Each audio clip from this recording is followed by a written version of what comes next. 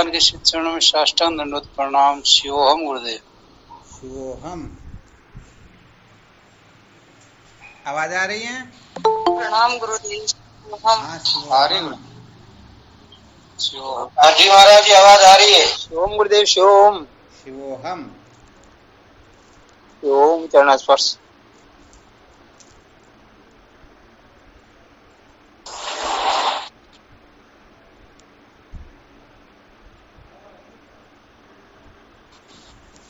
क्या विषय चल रहा था अपना? संसार को बनाए रखकर कभी भी सत्य का साक्षात्कार नहीं किया जा सकता। संसार को बनाए रखकर कभी भी सत्य का साक्षात्कार नहीं किया जा सकता, ये चल रहा था ना? जी हो।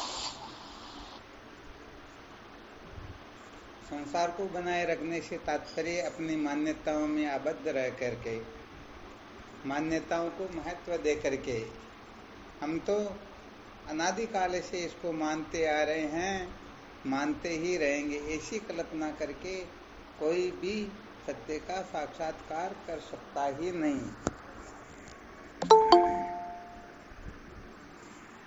आ गया समझ में?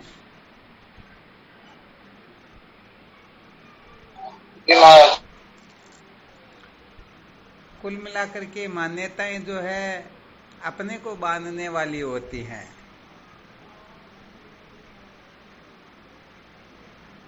मान्यताओं में उलझा हुआ जीव सत्य के साक्षात्कार की ओर प्रवृत्त हो सकता ही नहीं। तो मान्यताएं जो होती हैं ये जिज्ञासु के लिए समझो एक प्रकार से बेड़ी का ही काम करती हैं। किसका काम करती है? बेड़ियों का काम। वैसे देखा जाए तो सच में किसी को किसी ने बांध नहीं रखा है, परंतु ये बेड़ियां इतनी खतरनाक है ना, हम छूटना चाहे फिर भी छूट नहीं सकते हैं।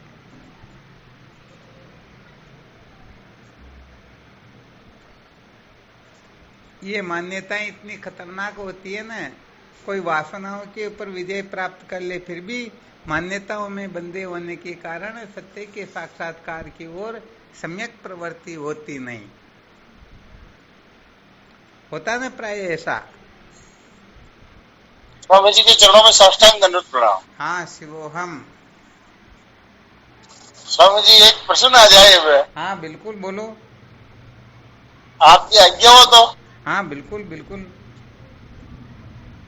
हम इस संसार, ये इतनी बेड़ियां इतनी तगड़ी है कि हम चाहते हुए छोड़ नहीं सकते। ठीक है। क्यों नहीं छोड़ सकते? अरे इसको हमने ही तो बना रखा ना। यदि दूसरे बना देते तो हम दूसरों की मान्यताओं को तो तुरंत तोड़कर फेंक देते, परंतु इनकी रचना हमने ही कर रखी है। एक मेरा निवेदन भी और कह दो आपको। हाँ बिल्कुल कहो ना। ये बेड़िया है तो सत्य नहीं है कि हमने बेड़ियों को सत्य मान लिया। हाँ बेड़ियां वास्तव में देखा जाए तो है ही नहीं, परंतु हमने इनका सत्य स्वीकार करके इनको सत्य ही समझ लिया और फिर इसको मिटाने की चेष्टा कर रहे थे, इसलिए नहीं मिट रही। बिल्कुल सत्य वचन है। अरे ऋषि में सर्प की कल्पना करके फिर सर्प को मिटाना चाहे या सर्प को दूध पिलाना चाहे, सर्प को मारना चाहे तो संभव थोड़े होता। सचमुच में यदि उसको मारना हो, दूध पिलाना हो या उसके प्रति जितने भी विकल्प हो सकते हैं उन सबको पूरा करना चाहते हो तो ऋषि को जान लो। ऋषि को जानते ही सर्प भी सदा सदा के लिए कृतार्थ हो जाएगा। जी स्वामी जी। तो हम मान्यताओं में आबद्ध रह करके सत्य को जानना चाहते हैं तो ये मान्यताएं ऐसा रोड़ा अटका देती हैं कि ये सत्य जो है, हाँ ध्यान रखना, थोड़ा विशेष सूत्र है। ये वेदांत के बड़े बड़े महात्माओं का कथन होता है कि सत्य जो होता है ना, ये समझो बिल्कुल निर्वस्त्र होता है, नग्न होता है, और इस नग्न सत्य को जानने के लिए जो नग्न होने के लिए तैयार होता है वही इस सत्य का साक्षात्कार कर सकता है। जय हो स्वामी जी की। तो होता क्या, ये वासना ही वसन होता है। जब तक वासनाओं में आबद्ध रहेंगे, मान्यताओं के साथ चिपके रहेंगे, तब तक वास्तव में जो परम सत्य है उस परम सत्य का साक्षात्कार हम कर ही नहीं पाएंगे। तब देख लेना किसी में इतनी ताकत, इतनी पावर, इतनी सामर्थ्य हो। भाई सत्य को प्राप्त करने के लिए सत्य के जैसा होना होगा ना। यदि हम उसके जैसा हो सकने में सफल हो गए तब तो सत्य का साक्षात्कार हो जाएगा, वरना सचमुच में होने वाला है नहीं।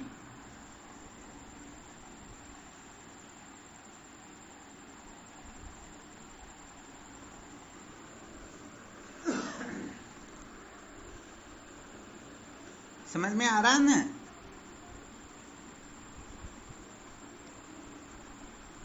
जी गुरुदेव।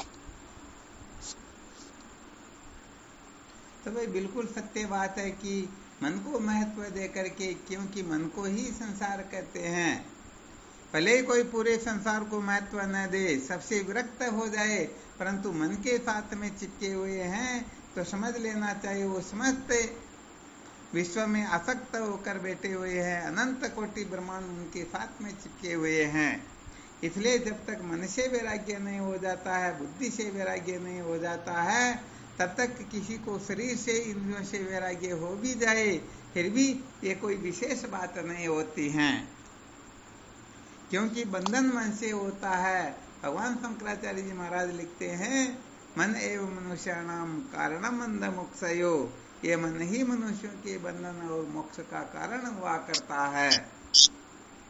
भाई गड़बड़ तो यहाँ हो रही, तो यहाँ से गड़बड़ निकलेगी तभी काम चलेगा ना। जी गुरुदेव, गड़बड़ हो वहां पर ही तो काम करेगी। गड़बड़ तो पैर में सिर को दबा रहे तो थोड़े मिलेगी, कभी काम चलने वाला है नहीं। यदि बाएं पैर में कांटा चुभा हुआ है तो पट्टा बांधना हो तो बाएं पैर के ही बांधना होगा, दाहिने पैर के बांधने से काम चलने वाला है नहीं। सत्य वचन। तो ये बड़ा विलक्षण विज्ञान है जो बार बार चर्चा का विषय बना हुआ है कि संसार को बनाए रख करके कभी भी सत्य का साक्षात्कार नहीं किया जा सकता। सत्य कहा जाए तो हम सबको छोड़ने के लिए तैयार है, परंतु मन की मान्यताओं को छोड़ने के लिए तैयार नहीं है, क्योंकि मन जिसकी कल्पना कर लेता है ये धर्म है, ये अधर्म है, ये पाप है, ये पुण्य है, तो बस ये जो निश्चय कर लेता है उसी को सब कुछ समझता है। चाहे बड़े से बड़े वेदांत के महात्मा आकर के क्यों न कह दे कि भाई ये ठीक नहीं है, फिर भी नहीं हमने निश्चय कर रखा, तो कुल मिलाकर के वो वहां पर ऐसे अटके रहेंगे कि वहां से छूटना नहीं चाहेंगे। तो बताओ, कहीं पर बंधने का नाम सत्य का साक्षात्कार है क्या? नहीं है गुरुदेव। अटके हुए है या नहीं है? बिल्कुल। हाँ, इसलिए सच्ची बात तो ये होती है, जब तक हम मन को महत्व देंगे, मन की मान्यताओं में आबद्ध रहेंगे, मन को पुष्ट करते रहेंगे, तब तक सचमुच में जैसा सत्य का बोध होना चाहिए वैसा बोध होगा नहीं। तो यहाँ पर बहुत सावधान रहना होता है, बहुत अधिक मंथन करना होता है, अच्छी तरह से इस रहस्य को हृदयंगम करना होता है कि हमें सत्य का साक्षात्कार करना है तो जो संसार है उसके चक्कर में हमें नहीं पड़ना है। तो ये मन संसार हुआ या नहीं हुआ? जी गुरुदेव, हुआ। इसलिए मन संसार है तो मन की समस्त कल्पनाएं संसार के अंतर्गत ही आती हैं, और ये सारी की सारी कल्पनाएं अपने को सत्य के साक्षात्कार से वंचित करती हैं, अपने को भटकाने का ही काम करती हैं।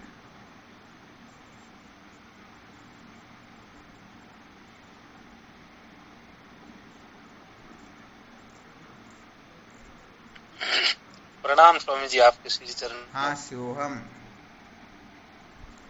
स्वामी जी, तो ये मन की कल्पना, ये संसार मन ही संसार है, तो फिर इससे ऊपर कैसे उठा जाए? ऊपर उठने के लिए तो मन का जो अधिष्ठान है उसको जानना होगा, उसमें अपनी रतिमती गति स्थिति हो, और उसमें तभी हो सकती है जब हम इनको कचरा समझे, इनको सचमुच में ज्यादा महत्व न दे, इनके ही चक्कर में न पड़े रहे, तब जाकर के बात हो सकती है ना। जी गुरुदेव। तो या तो हम इनको सचमुच में बंधन रूप समझे, बंधन रूप समझ लेने पर छूटने की तीव्र जिज्ञासा जागृत होने लगती है। और यदि ऐसा न समझ सके तो इसके अधिष्ठान को जान लेने पर इनका अता पता भी नहीं चलता है। जैसे सोने को जान लेने पर जेवर शेष रहता क्या? नहीं रहता। जल को जान लिया तो तरंग शेष रहेगी क्या? नहीं रहेगी गुरुदेव। तो या तो ये काम कर लेना चाहिए अथवा ये काम कर लेना चाहिए। जब तक तरंग के प्रति तरंग बुद्धि है तब तक ही अज्ञान होता है, और जब समस्त जल है, जल को छोड़ करके और कुछ भी है ही नहीं, अब बताओ क्या शेष रहा?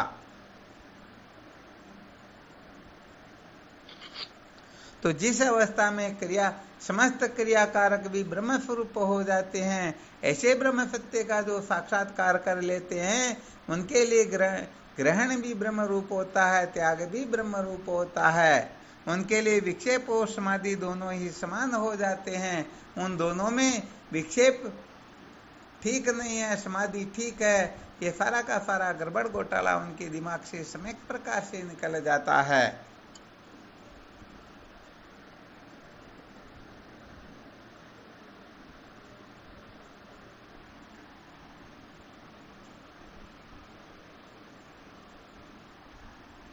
प्रणाम स्वामी जी आपके श्री चरणों। हाँ शिवोहम। स्वामी जी, तो ये प्रक्रिया निषेध की होगी या विद की होगी? वैसे देखा जाए तो निषेध की प्रक्रिया से जो बोध होता है ना, वो बोध ज्यादा कुटस्थ होता है, क्योंकि विधि की जो प्रक्रिया होती है वो जब समस्त निषेध कर दिया जाए उसके पश्चात जो शेष रहता है वास्तव में उसका साक्षात्कार ही परम विधि होती है। जी गुरुदेव।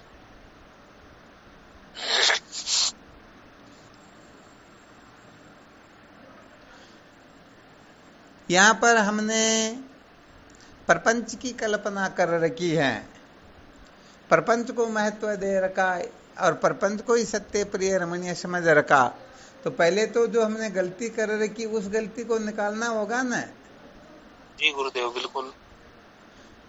पंचकोश का दृष्टांत बताते समय हीरे को रखने का जो सूत्र बताया जाता है, तो सबसे पहले अपने पास में हीरा था, परंतु उस हीरे को हमने क्रम क्रम से रखते हुए 5 पर्दे में रख दिया। अब उस हीरे को प्राप्त करना है तो सबसे पहले निषेध की ही तो प्रक्रिया होगी। सबसे पहले 5वां पर्दा हटाना होगा, फिर चौथा, फिर तीसरा, फिर दूसरा, फिर पहला, और जब सब पर्दे हट गए तो उसी समय उसका साक्षात्कार हो गया ना। जी स्वामी जी। तो हमने इस प्रपंच की कल्पना कर रखी है। वास्तव में देखा जाए तो जगत नाम की वस्तु का अत्यंत अभाव होता है, इनकी सत्ता ही नहीं है, परंतु हम माने माने बंधन में आयो कल्पना कर करके हम बंधे हुए हैं। तो गलती किसने की? हमने ही की स्वामी जी। हमने की, तो इसका मतलब उस गलती का सुधार होना चाहिए या नहीं होना चाहिए? होना चाहिए, तभी तो होगा। हाँ, गलती का सुधार हो जाएगा तो सचमुच में जीवन सार्थक हो जाएगा।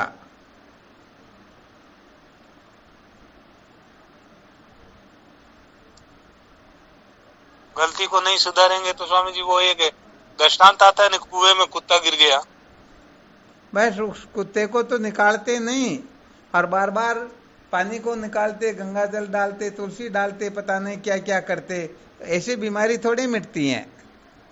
नहीं मिटेगी।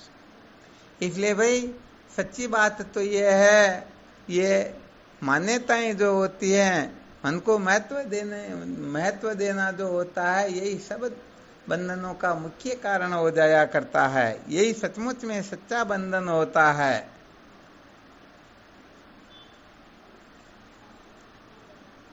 अब यदि बंधे रहने का शौक है तो फिर इनको महत्व देते रहो, और यदि मुक्त होना है तो फिर इनको महत्व नहीं देना होगा, बल्कि इनकी असलियत को जानना होगा। हम अनादिकाल से इनको महत्व दे करके ही संसारारण्य में भटक रहे हैं, वरना कोई कारण हो सकता है क्या? और तो स्वामी जी कोई कारण नहीं दिख रहा। हाँ, कारण तो मुख्य तो यही दिख। इसलिए जितना जितना इनको महत्व देंगे उतना उतना बंधन हो जाएगा। और जितना इनको महत्व नहीं देंगे उतना ही बंधन का खात्मा होता जाएगा। कम से कम हम ब्रह्म विचार कर सके इतना बंधन तो निवृत्त हो ही जाना चाहिए, अर्थात इतनी मान्यताएं तो त्यक्त हो जानी चाहिए। यदि ऐसा नहीं कर पाते हैं तो फिर सचमुच में क्या होता है? फिर तो गड़बड़ घोटाला ही है। हाँ, ये फिर गड़बड़ घोटाला ही होगा निश्चित रूप से।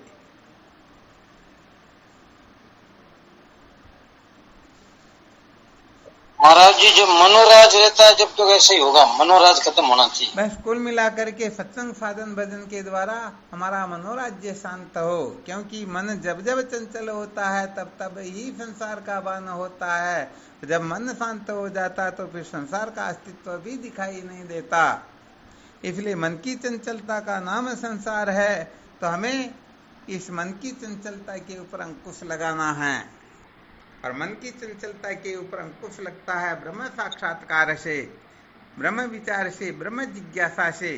वैसे देखा जाए तो ब्रह्म साक्षात्कार से मन के ऊपर अंकुश क्या लगे, मन का भी चिंता भाव हो जाता है। ऐसा निश्चय हो जाता है न भूतो न भविष्यति, कभी हुआ नहीं, होगा नहीं, हो सकता ही नहीं। अरे जब मन ही नहीं है तो क्या बंधन क्या मुक्ति? बिल्कुल क्लियर ना? बिल्कुल महाराज जी, मुक्ति और बंधन तो इन्हीं के मन ही के अधीन है। हाँ, बिल्कुल सत्य बात है। इस मन के ही अधीन, अर्थात मन यदि अपने को बंधा हुआ मानता है तो हम बंधे हुए हैं, और यदि मुक्त मानता है तो हम मुक्त है। वो कहते हैं मन के हारे हार है, मन के जीते जीत। क्या बात है, मन के हारियां हार है, मन के जीते जीत। यो मन ले जावे नरक में, यो ही करावे फजीत, या स्वर्ग में।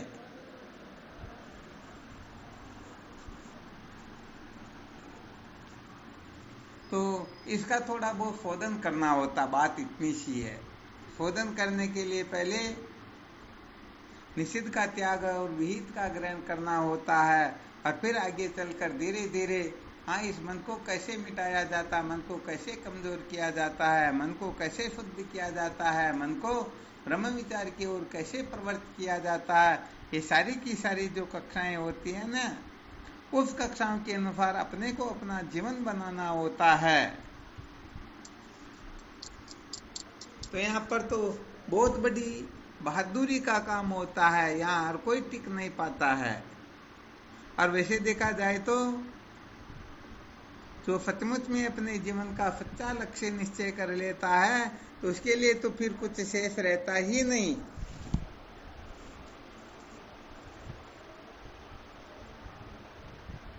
रहता क्या? गड़बड़ी अटी है स्वामी जी। हाँ, सारी गड़बड़ी इसी जगह पर हो रही।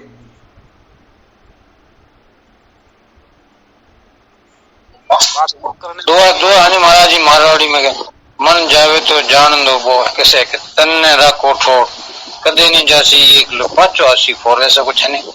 मन जावे तो जाने दो, दृढ़ कर राखो शरीर, क्यों नहीं खींचे कबाण को कैसे छूटे तीर। हालांकि ये सब साधनाओं की बातें हैं, और ये वैसे जीवन में होनी भी चाहिए, क्योंकि तो छोटी छोटी चीजों के पीछे पागल हो रहा है, सचमुच में वह ब्रह्म विचार कर नहीं पाएगा। इसलिए या तो संसार की असलियत को ठीक तरह से पहले समझ ले कि सचमुच में ये संसार दुख का स्वरूप है। यहाँ पर तो बताया ना, जगत खेद में पड़े जिन केवल दुखता माई, सत्य सत्य पुण्य सत्य कहूँ, सुख सपने हूँ नाई। तो संत महात्मा चिल्ला चिल्ला करके कह रहे हैं सत्य सत्य पुण्य सत्य कहूँ। अरे बार बार कहता हूँ कि ये बिल्कुल सत्य बात है कि इस संसार में सुख सपने में भी मिलने वाला है नहीं। तो फिर विचार करना चाहिए ना जी गुरुदेव। एक छोटा सा बच्चा आकर के कह दे भोजन करते समय, अरे भोजन मत करना, इसमें जहर मिला हुआ है, तो बताओ विचार करेंगे या बालक के दो थप्पड़ लगा करके भगा देंगे? विचार करेंगे। हाँ, बिल्कुल विचार करेंगे। ऐसा थोड़े जो तुम अभी तो 5-7 साल का तू क्या समझता है, हमारे सामने जवान लड़ाता है, 1-2 थप्पड़ लगा के भगाएंगे थोड़े। और यदि ऐसा कोई करता है तो सचमुच में वह ठगा भी जा सकता है। मूर्ख है।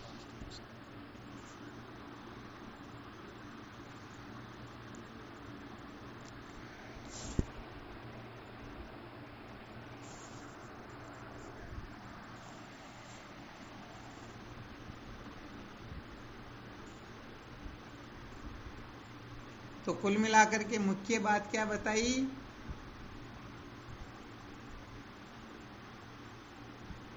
मन की मान्यताओं को नहीं मान। बस मन को महत्व देना, मन की मान्यताओं के चक्कर में पड़े रहना।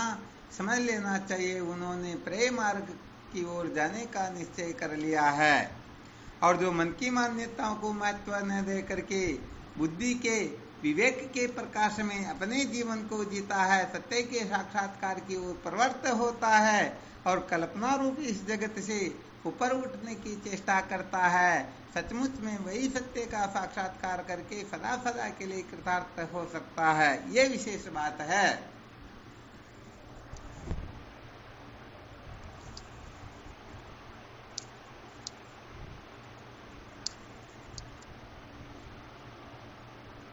तो यहाँ पर कुल मिलाकर के मन को महत्व नहीं देना चाहिए। यदि कोई मन को महत्व देगा, मन के चलाए चलेगा, तो सच्ची बात यही है कि उनकी वही दुर्गति होगी। तो उस सेठ जी की हो रही थी, ऊंट पर बैठे हुए थे, वजन 2 क्विंटल का है और हाथ से उनके नाक की जो नकेल होती हैं वो छूट जाती हैं। अब सेठ जी की क्या गति होगी ये आप स्वयं विचार कर सकते हो। नकेल हाथ में होती तब तो ऊंट को बिठा भी सकते थे, और वहां से छूट गई तो ऊंट बैठने वाला है नहीं और वो जाएगा कांटों में जाएगा तो सेठ जी की गति निश्चित रूप से बिगड़ेगी। और ऊपर से यदि नीचे कूदे तो सेठ जी में पहले ही वजन 2 क्विंटल का, नीचे आते ही उनके हाथ पैर खत्म होंगे, तो गड़बड़ हो गया ना दोनों तरफ। महाराज तो बस ये मन एक प्रकार का ऊंट है। यदि ये ज्ञान रूपी अंकुश से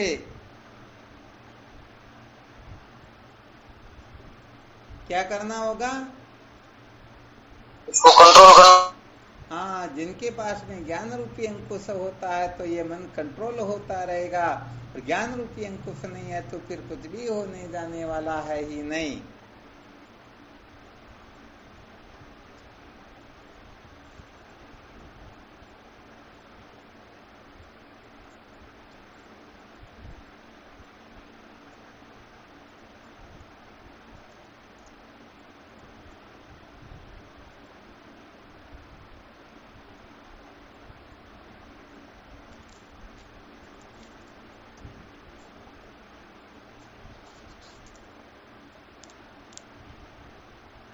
कुल मिलाकर मन की असलियत को जानना होता है। ये मन अनादिकाल से अपने को संसार अरण्य में भटका ही रहा है, भटकाता ही आ रहा है। ये तो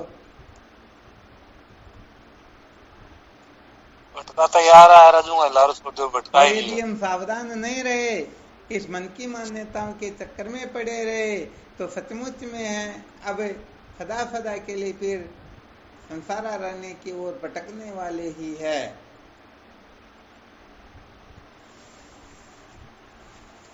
महाराज जी आज होगा तो बस भटकना ही भटकना है। हाँ बिल्कुल, भटकने के सिवाय तो कुछ भी मिलने वाला है ही नहीं। इसलिए जो मन को और मन की मान्यताओं को महत्व देते हैं, समझ लेना चाहिए वह प्रेम मार्ग की ओर जा रहे हैं। और जो प्रेम मार्ग की ओर जाते हैं, अंत में उनको रोने पछताने के सिवाय कुछ भी मिलने वाला है ही नहीं। क्योंकि वह जिसके पीछे पागल होकर के मौज मस्ती मनोरंजन करता है, वो सदा बने नहीं रहेंगे। निश्चित रूप से या तो हम उनको छोड़ करके चले जाएंगे या वो अपने को छोड़ करके मर जाएंगे। तो बताओ, अंत में रोने पछताने के सिवाय कुछ भी मिलने वाला है क्या? नहीं है गुरुदेव, नहीं है ना? बिल्कुल महाराज, बिल्कुल जगत एक रहने का सपना, यहाँ कोई नहीं अपना। क्या बात है, ये बात यदि कोई समझ जाए ना, समझ मन कोई नहीं अपना, जगत कल्पना मात्र, रेण का सपना। हम सचमुच में पता नहीं किन किन के साथ में आशाएं मान लेते हैं, उनको अपना समझ लेते हैं, मैं मेरा कर लेते हैं, जबकि सच्ची बात ये होती है कोई किसी का होता ही नहीं। ये सारा का सारा जगत कल्पना मात्र है, आत्मा तत्व ही परमार्थ है, और उस आत्मा तत्व को जानना यही जीवन का सार होता है। इसलिए जब तक हम मन की मान्यताओं में उलझे रहेंगे, जब तक इंद्रियों को प्रिय लगने वाले शब्दादि विषयों के प्रति आकृष्ट बने रहेंगे, तब तक ये हमारा पतन निश्चित रूप से होता रहेगा। शांति कभी भी मिलने वाली है ही नहीं। बिल्कुल क्लियर में? बिल्कुल गुरुदेव। हाँ, यदि आप सचमुच में समझते हो ये बिल्कुल क्लियर है, इसमें कोई लाग लपेट नहीं है, तो फिर अपने को ये जो देरी हो रही है किस बात की हो रही है? जब पता लग गया कि भूख कागज पर दिखाई देने वाले फोटो से नहीं बुझेगी, असली रोटी से बुझेगी, फिर भी उन फोटो के चक्कर में पड़े हुए हैं, तो समझदारी थोड़े हो सकती है। नहीं महाराज जी, सैद्धांतिक रूप में तो 100% ये बात जज गई। प्रैक्टिकल रूप में अपना नहीं हो नहीं रहा है, ये हमारी कमजोरी है। ये इसके लिए क्या करना होता है? वेदांत का एक विलक्षण सूत्र है, कभी उनकी चर्चा करेंगे, अभी तो थोड़ा संकेत कर देते हैं। जब तक हम जिज्ञासा पूर्वक श्रवण नहीं करते हैं ना जी महाराज, अच्छी तरह से यहाँ पर रहस्य ये बताया जा रहा है, तत्व ज्ञान जो होता है ना उसका क्रम बताया जा रहा है। क्या बताया जा रहा है? क्रम, और काम तो क्रम से बनेगा महाराज, या तो 100% से ही क्रम बताया जा रहा है। आपको थोड़ा बता भी देते हैं, और वो सूत्र आपको देखते हैं कहीं लिखा हुआ हो तो सेंड भी कर देते हैं।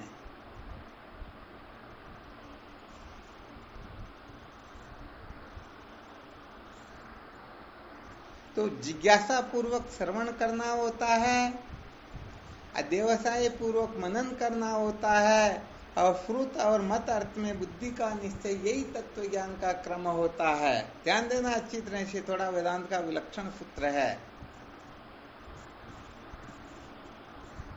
जी गुरुदेव, पूरा सुनाई नहीं दिया। पूरा सुनाई नहीं दिया क्या? जी गुरुदेव, पूरा समझ में नहीं आया। जिज्ञासा पूर्वक श्रवण, जी, अध्यवसाय पूर्वक मनन, और श्रुत और मत अर्थ में बुद्धि का निश्चय, यही तत्व ज्ञान का क्रम होता है, यही तत्व ज्ञान का क्रम है। चलो आपके मैसेज के रूप में लिख लेते हैं।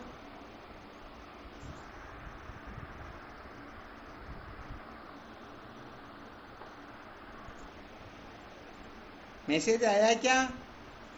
जी गुरुदेव, आ गया। अगर महाराज तो जिज्ञासा पूर्वक हम श्रवण कर ले, परंतु अध्यवसाय पूर्वक मनन नहीं करते ना, तो भी काम नहीं चलता है। अध्यवसाय का अर्थ होता है नित्य निरंतर, चाहे कितना भी परिश्रम क्यों न करना पड़े, मेहनत क्यों न करना पड़े, कितना भी बड़ा खतरा क्यों न उठाना पड़े, फिर भी वो पीछे नहीं हटे, तो समझो सचमुच में वह मनन करने में सफल हो पा रहे हैं। और मनन करने के पश्चात भी श्रुत और मत अर्थ में बुद्धि का निश्चय नहीं होता है, तो भी अविद्या की निवृत्ति नहीं होती है। अविद्या की निवृत्ति के लिए तो इस क्रम को अपनाना ही होता है, इसमें कभी भी संशय नहीं करना चाहिए।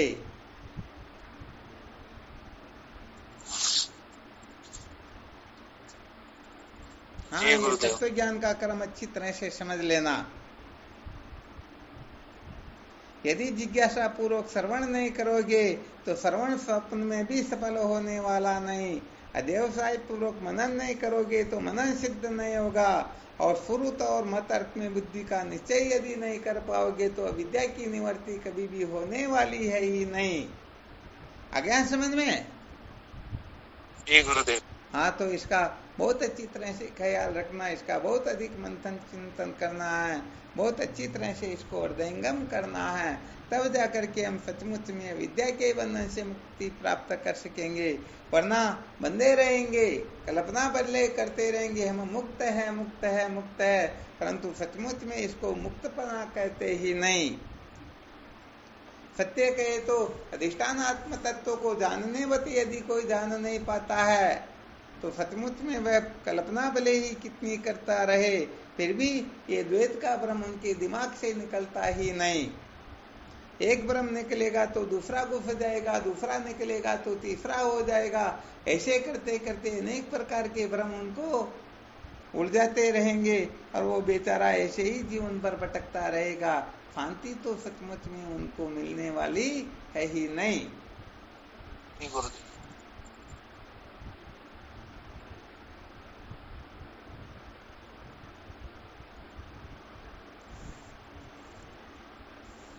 तो भाई यहाँ पर वेदांत के श्रवण मनन निधिध्यासन के बारे में संकेत किया गया। श्रवण मनन निधिध्यासन सचमुच में वही साधक कर पाता है जो सचमुच में शुद्धांतकरण होकर के चतुष्टय साधन संपन्न हुआ हो, और जिनको श्रोत्रिय ब्रह्मनिष्ठ गुरुदेव का सानिध्य प्राप्त हुआ हो, वह साधक ही वेदांत के श्रवण मनन निधिध्यासन की ओर प्रवृत्त हो सकता है। बाकी के साधक तो ऐसे ही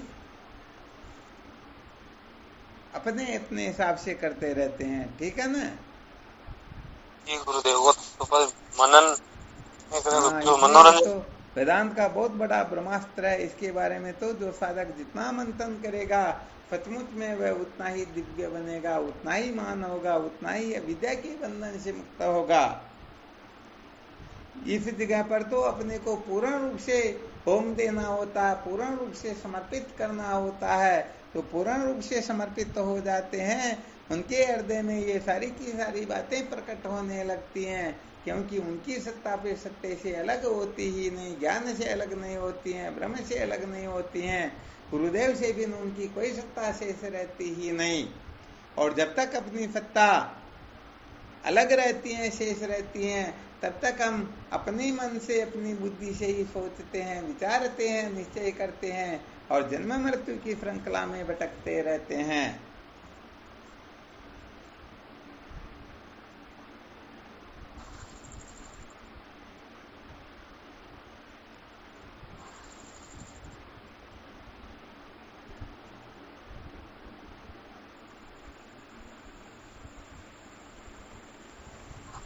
और कोई शंका हो तो देख लो।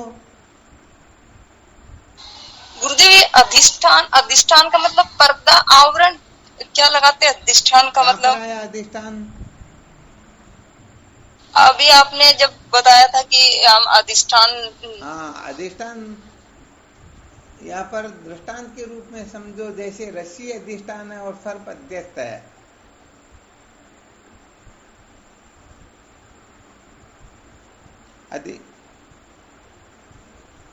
अधिष्ठान का वैसे अर्थ होता है, अधिक कहते हैं अधिक को, जो अधिक स्थान में अर्थात भ्रांति काल में भी जो रहे और भ्रांति की निवृत्ति के पश्चात भी जो रहे, उसे अधिष्ठान कहते हैं।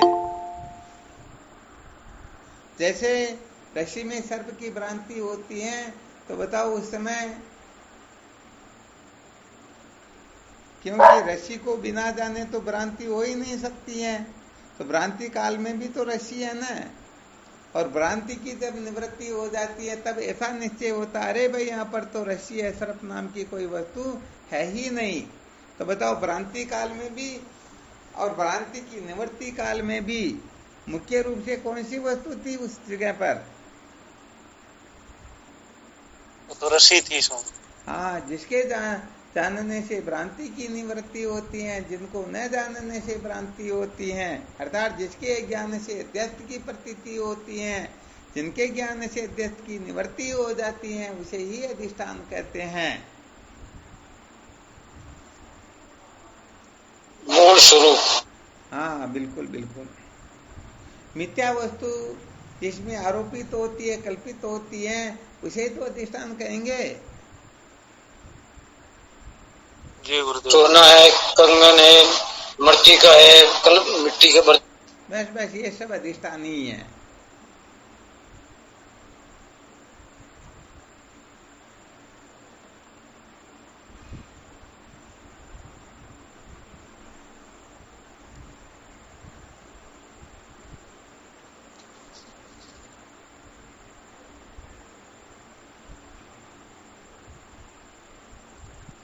ब्रह्म को न जानने से जगत की प्रतीति होती है, और ब्रह्म को जान लिया तो जगत रहेगा क्या? कभी नहीं। तो यहाँ पर ब्रह्म अधिष्ठान हो गया, क्योंकि ब्रह्म को न जानने से जगत की प्रतीति होती है।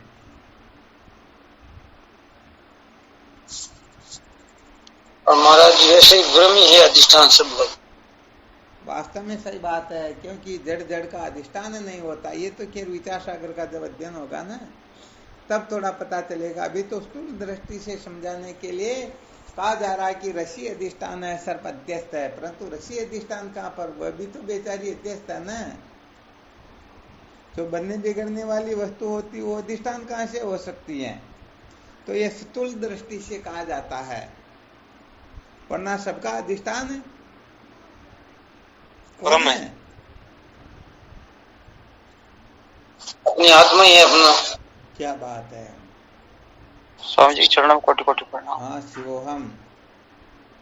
अगर तो वो विचार सागर उन्होंने मिथ्या वस्तु जगत में दिया, अधिष्ठान में कल्पित है। बिल्कुल ठीक बात है।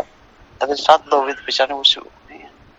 एक चेतन दूजो जड़ जानो, अधिष्ठान जड़ वस्तु जहाँ है, दृष्टा ताते भिन्न तहाँ है, जहाँ वो ये चेतन आधार आता न दृष्टा होवे न्यारा। जी यहाँ पर तो स्वामी जी दो बताया गया है। क्या बताया? अधिष्ठान दो बताया, एक जड़ और एक हाँ, ये चेतन। समझाने के लिए है।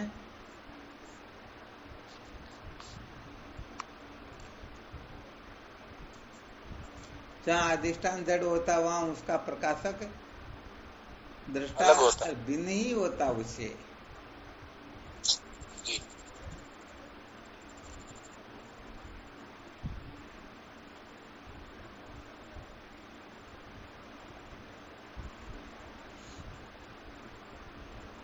तो बस कुल मिलाकर के इतना सा समझ लो कि मन को महत्व देना बंधन है, मन को महत्व नहीं देना ही मुक्ति है। जब ये बात अच्छी तरह से समझ में आ गई, फिर किसका इंतजार करना बताओ?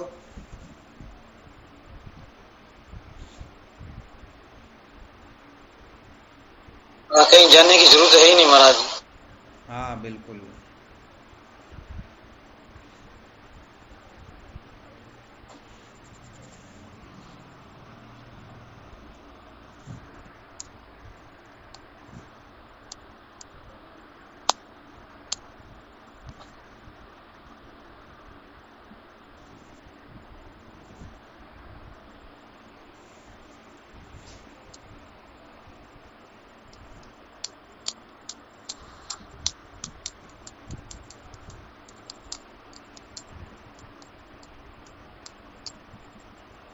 चलो ठीक, फिर करो साधन भजन, विचार करना।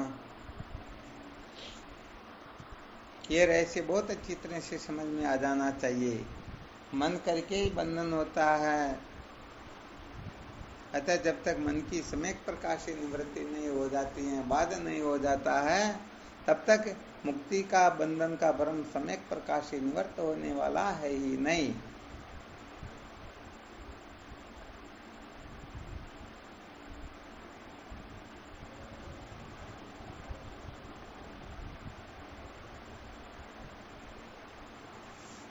चलो ठीक, फिर करो साधन भजन, कल फिर विचार करेंगे।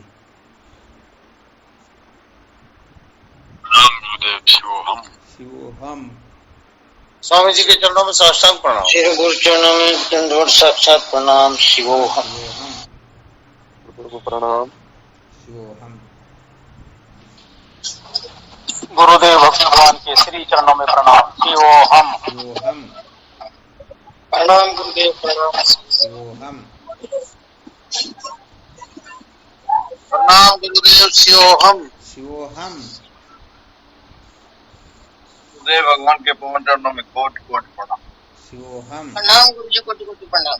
हाँ, नमो नारायण। शिवोहम। गुरुदेव भगवान के श्री चरणों में साष्टांग दंडवत प्रणाम। शिवोहम गुरुदेव। शिवोहम।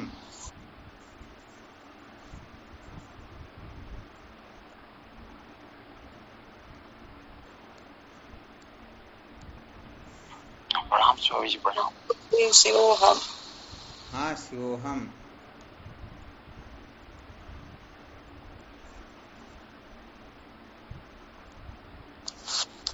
प्रणाम गुरुदेव, आपके श्री चरणों में बारंबार शिवोहम। जय हो, जय हो। शिवम गुरुदेव, शिवम। शिवोहम। ओम चरण स्पर्श।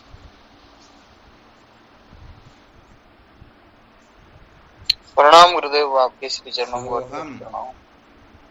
शिवो। अरे डेटे को समाप्त कर देते हो, क्या बात है पारस जी महाराज? डेटा समाप्त हो गया इसलिए बार बार कटते हो। गुरुदेव ये कल गए हो रहा है, डेटा तो पड़ा हुआ है। अच्छा अच्छा, हाँ फिर रेंज में कुछ मिस्टेक होगी। जी गुरुदेव। श्री गुरुदेव प्रणाम स्वामी जी, आपके हाँ शिवोहम।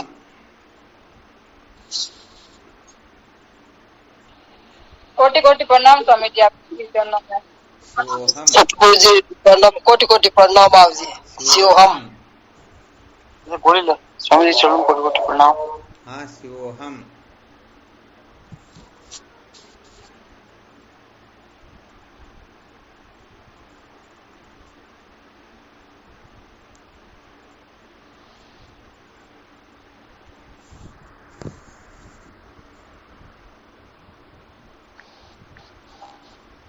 श्री सतगुरुदेव स्वामी के चरणों में कोटि कोटि प्रणाम। शिवोहम गुरुदेव। शिवोहम।